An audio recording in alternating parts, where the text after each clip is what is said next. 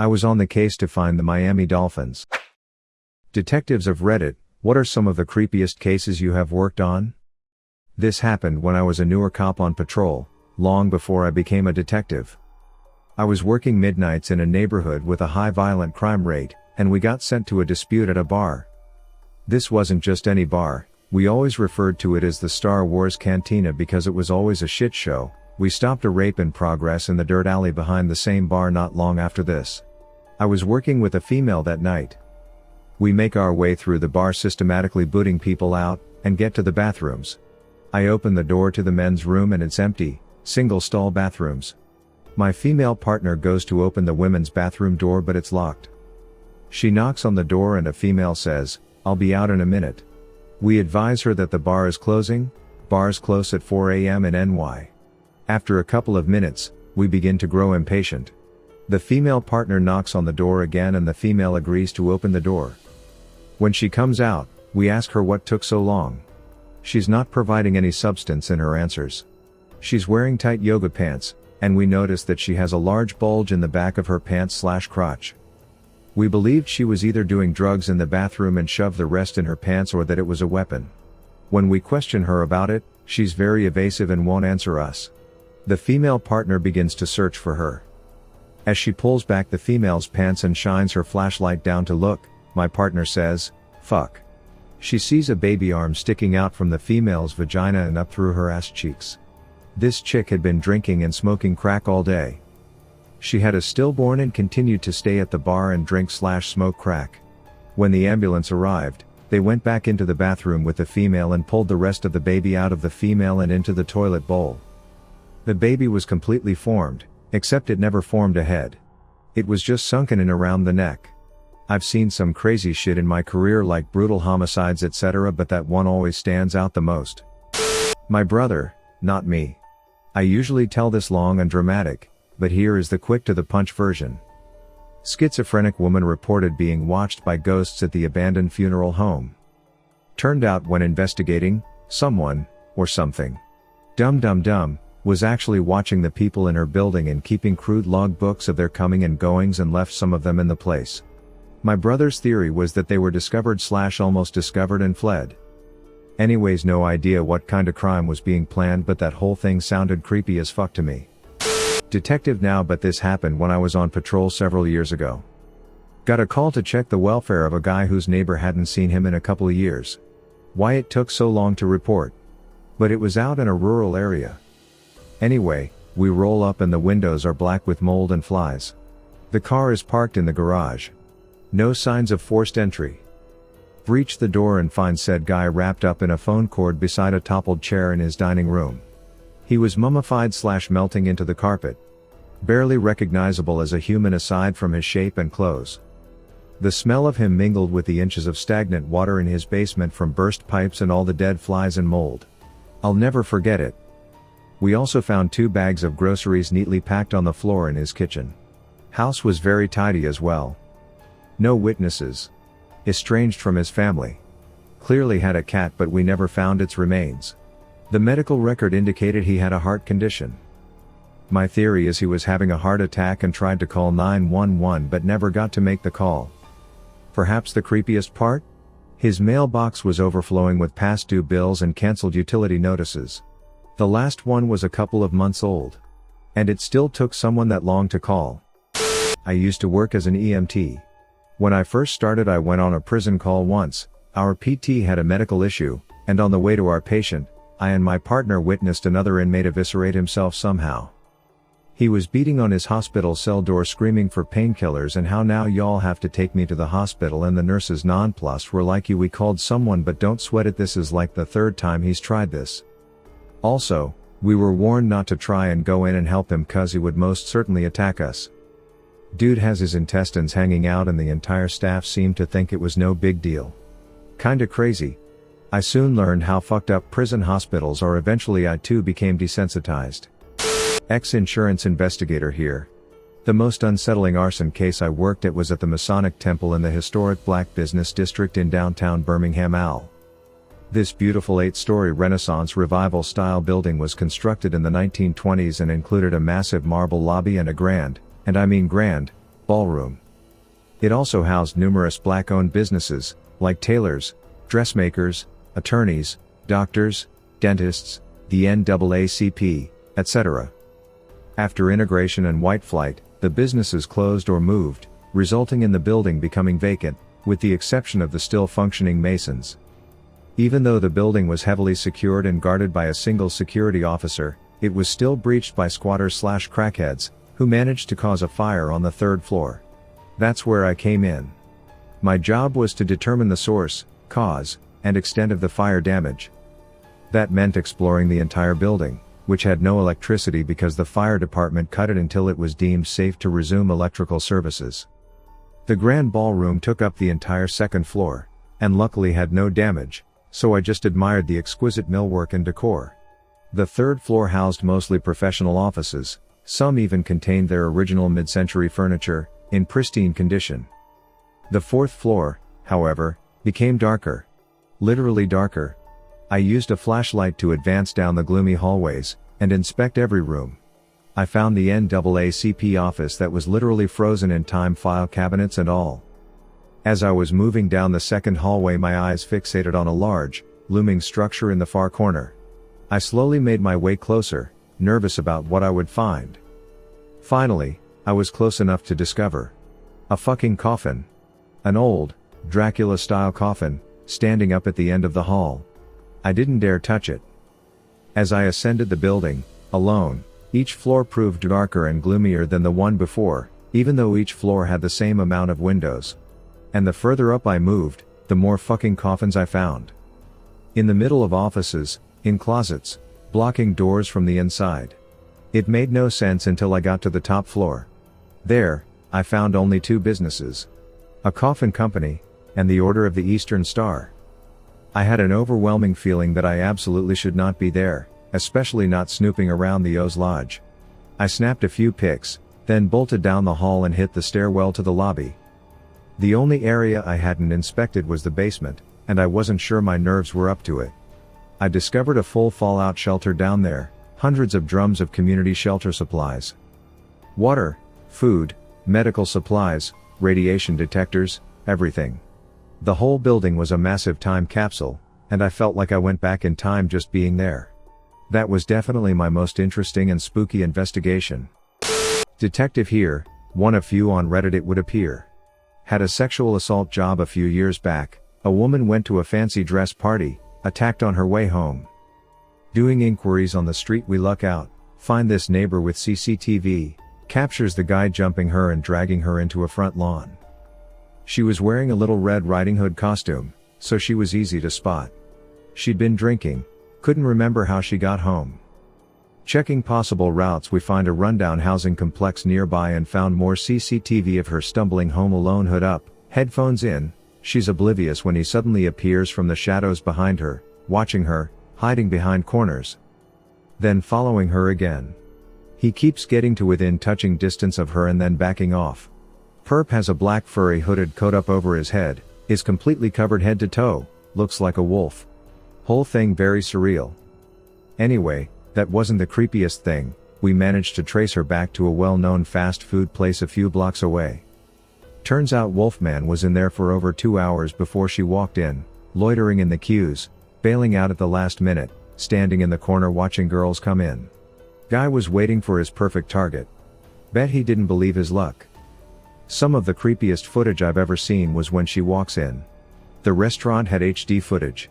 I'm not shitting you, he was licking his lips. Didn't take his eyes off her once, followed her out. The rest we already knew. Detective here, attached to a coastal town with a fishing wharf. I started work one day when we get a call from the water police, who have responded to an abandoned boat floating off the coast. They have towed it into the bay where they requested our assistance and they would advise us further on arrival. We head down thinking someone had stolen the boat or something else routine. When we get there, we are told that no one went further than the entrance before it was sealed off as a crime scene. We have a quick look below the deck and see why. 3 people, clearly dead, with one slumped over the wheel, one on the floor and the other in a chair. No struggle, no injuries and nothing out of place. Completely silent other than the water on the hull and the fenders squeaking against the police launch. Turned out to be an accident. Lack of upkeep on the very old engine meant fumes leaked in and the three were poisoned, at which point the engine just ran until the diesel was gone. Paramedic here. Responded to a house after police did a welfare check and requested EMS. We pretty much knew what the outcome was already. Show up and they take us to this elderly lady's bedroom and we determined she had passed. I noticed and didn't think much of it at first, but she had a red color to her skin that isn't typical for a deceased body to have. While we are waiting for the coroner to show up and pronounce her, her adult son made a comment about the fumey smell and that he was going to open some doors and windows. We decided to have the fire department come over and check the house with their gas monitor. While the other paramedic and I were waiting outside by the garage that the son had opened up, I noticed a weird burn mark above the car's exhaust that just didn't sit right with me. I then noticed the floor had a black, dusty look and figured out it was soot. That's when things started to click about what may have actually happened. So we checked her car, ignition was on and the battery was dead. She didn't get out much, but her son went out for dinner with her a few days before and that was the last time anyone had heard from her. No foul play was suspected. The lady came home, forgot to shut her car off, went to bed and died from carbon monoxide poisoning during the night. The son was handling things well up until we made that discovery. We had all chalked it up to her dying of natural causes. After figuring out she died from an accident like this, he became a bit shook up and understandably so. It's my husband's story, he is a detective. Someone dumped a body in an alley right by the PD, but in a spot that no one frequented. So after a few days in the midsummer heat, the body melted so bad they couldn't ID by looks or tattoos, just the clothes and hair, and DNA once they figured out who she was. Long story short, it was a serial killer who had dumped her, and they found CCTV of him stalking people at the local shopping center right after he dumped the body. They watched him spend over 4 hours walking around, leaving to his car and changing clothes/hat and going back in, following women for a bit, changing his mind. He left empty-handed and ended up getting caught a couple states away the following week. The creepiest part for me was that I went shopping there the same day. It made me thankful for all the situational awareness training I got from my dad, also a detective. Made my husband more paranoid, but that's a different story. I was on the case to find the Miami Dolphins missing mascot and quarterback Dan Marino. During my investigation I went eyeball to eyeball with a man-eating shark, staked out the Miami Dolphins and met a beautiful girl named Einhorn. But I soon realized that the girl was the kidnapper. And the girl was hiding something. I stripped her of her clothes, revealing a large bulge tucked between her legs. That was the reason Pedactor died. He discovered Einhorn's true identity and let out a scream before being shot off the balcony. Einhorn/Finkel was arrested by the police after attacking me, and her ring is confirmed to have a missing stone. Marino and Snowflake were welcomed back during halftime at the Super Bowl. That's not even the craziest case, wait till you hear about my trip to Africa. I have a couple that I was tangentially involved with. The first one that comes to mind was this kid, smart kid, Chinese student coming to America for school on an engineering scholarship I believe. He was dating a girl during undergrad, but they broke up so he could go to grad school at an Ivy League. She started talking to someone else a while after they broke up and he caught wind of it. He bought an airsoft gun and some knives online, next day airshipped them to his apartment, drove back to where his ex lived and staked out her house, taking meticulous notes about the comings and goings, when his ex was home when her roommate was home. He went and knocked on the door when just the roommate was home, brandished the airsoft gun like it was a BB gun and negotiated his way in. He bound and gagged her roommate and waited for his ex to get back. When she finally got back, he forced her at gunpoint to sit in a chair, where he tied her up and taped over her mouth. He stabbed her in the neck once and then just stared at her, expecting that to kill her instantly, like a movie or video game. When it didn't, he stabbed her, I don't know how many more times, but a lot more. To me, the creepy part is the level of planning that he did. I can understand a crime of passion, but this was so dispassionate. To have enough time to order your murder weapons online and have them delivered, then drive hours to the destination of your murder and plan it out, and at no point get the feeling that you shouldn't follow through with this act, to me that's the sign of a true sociopath. I know a creepy case. A friend of mine grew up in a big family house with her immediate family plus an uncle and grandparents. Sometimes she and her brother would wake up with things written on their faces in permanent texta. Just random phrases, nothing too shocking. The kids were about 8 or 9 years old, they both denied doing it and no one looked any further into it. Anyway, eventually, the uncle is killed in his bed, stabbed to death. The police investigate and it turns out there's a dude living in their roof. Insurance adjuster here. I'm not a detective, but I do lots of fraud investigations. The ones that aren't fraudulent sometimes just turn out to be really fucking weird. The winner for me hands down is the man who claimed he was terrorized by mole people. I know. Mole people sounds like something I would make up for fake internet points. We had a laugh about the adjuster potentially trying to pad their claims count because this man filed 60 claims in about 7 months. For context, the average is like once a year for most policies. After talking with this gentleman, I no longer had doubts. My in-person interview was about 2 hours. I had more than enough in the first 5 minutes and was trying to leave for most of it, but he kept blocking the door or directing me to the wrong way to keep the mole people off my scent. It was kind of sweet in a twisted way. He genuinely thought the mole people would come after me if I didn't follow his rules. He directed me to park the oldie company car about a mile away on a concrete parking flat he had made. We couldn't walk on the dirt road there, the mole people constantly changed where it went. The claims he filed were all in similar veins. The mole people moved his car every night with magnets and damaged the suspension, and the noise kept our insured awake. They'd steal his hubcaps and put them back before they thought he would notice, but he noticed and they were covered in scratches from being pulled through the dirt. They would use long thin sticks from underground to siphon gas or wiper fluid or oil, but never more than a few drops. And for every one of these things he would file a claim which would inevitably be well below his deductible. We decided there was no fraud, but a call to adult protective services was merited. I used to work with a retired LAPD beat cop of 30 years in his retirement fund money gig working on an ambulance. He told me this story that sent chills down my spine. He pulls over this sedan for expired tags, and neither the driver or passenger has any paperwork, driving illegally, and they're both acting shady as fuck, so he calls for backup, detains them, and searches the car. He finds 2 dead young teenage girls in the trunk. They're naked, bound, and gagged and had been mutilated, and there were tons of devices obviously meant for torture. He calls in the homicide detectives, and the cavalry comes. The 2 guys are hauled away to jail, and his day wraps up after all the normal procedures and paperwork has been filed. And he says that was the last he ever heard of that case. Nothing. No subpoenas. No testimony to a grand jury. No interviews for the homicide detectives. No stories in the paper. Nothing. He said it wasn't his normal area and didn't know the other cops and detectives that showed up, so that it's possible it just got lost in the enormity of the LA justice system, but he always wondered if there wasn't some shady shit going on. My boyfriend was the detective in this case. An officer doing a wellness check on an elderly woman spoke with her son. He said she was out at the moment, but she was doing well. He spoke in detail about what she was up to lately and all that. The officer noticed a strong smell coming from the yard though. I'm sure you see where this is going, as I don't think pretending a deceased relative alive to keep receiving their benefits is uncommon. The officer turned the case over to a detective, my boyfriend, who returned with a warrant. There were 2 houses. A main house, and a small apartment-style house in the backyard where the mother once lived.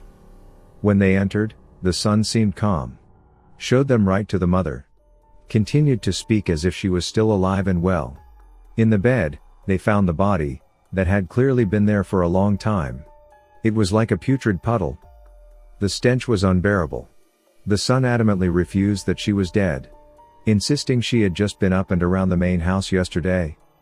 I learned this story about from my boyfriend as an explanation as to why he always uses so much cologne, air fresheners, scented fabric softeners, etc. The smell is apparently something you never forget. Private investigator here. Looking into a liability stabbing case. They were blaming the apartment complex for the resident getting stabbed by another resident. Turns out the dude was planning a mass shooting and was part of multiple right-wing white supremacist groups. Trump 2020 guy, wanted to attach a gun to a drone and kill a ton of people. Instead, he was so racist he couldn't help but stab his black neighbor before he pulled it off. His social media was essentially a manifesto, and the cops found a bunch of firearms laid out, fully loaded and ready to go. I feel bad for the neighbor, but they're getting stabbed likely saved multiple people's lives. I've heard this one many times from the detective's friend as it's the most told story. They were undercover in a mob and gathered enough evidence to search a house the guys used a lot. The search led them to a basement filled with water halfway up the stairs. They shone flashlights and didn't see anything at first, then saw something glinting in the water. They turned to go up the stairs to get a brighter light, and along the walls and the door frame were gouges, the back of the door too. They got their bright lights and went back down, and it turns out the bad guys had 2 crocodiles in there, and when someone pissed them off they put them in the basement and locked the door. Gouges had skin particles in them. Was by far the craziest/creepiest case I heard, and there are quite a few cops in the family. Thank you for watching Reddit Space. Please subscribe if you love these Reddit stories.